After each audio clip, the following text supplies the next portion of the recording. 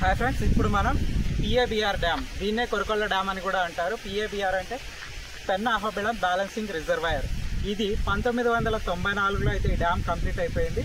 దీన్ని రిజర్వాయర్ అంటారు. మామూలుగా అయితే డ్యామ్ అంటే నదికి అడ్డంగా కట్టేది డ్యాము. ఇది స్టోరేజ్ కోసం కట్టింది కాబట్టి దీన్ని రిజర్వాయర్ అని అంటారు. 1994లో కంప్లీట్ అయింది. ఇక్కడ టోటల్గా 11 టీఎంసీలు అయితే వాటర్ స్టోరేజ్ ఉంటుంది. కానీ అంత స్టోర్ చేయరు.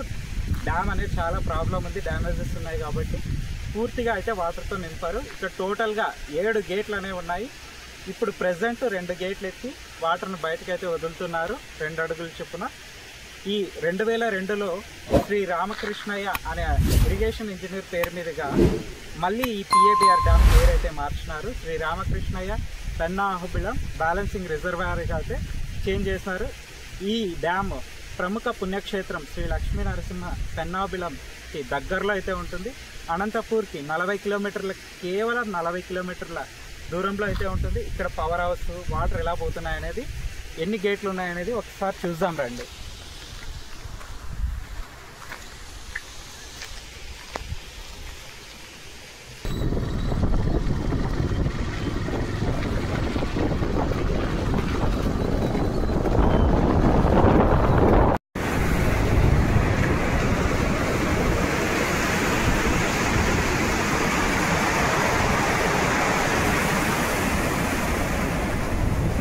టోటల్గా ఇక్కడ చూడొచ్చు, ఈ పైన ఉన్నవన్నీ గేట్లు. ఇవి గేట్లు ఓపెన్ చేసేది, మాన్యువల్గా ఓపెన్ చేస్తారు. అవి దాదాపు డ్యామ్ నిండుగా పూర్తిగా ఎక్కడ చూసినా కూడా వాటర్ అయితే ఫుల్గానే ఉంది.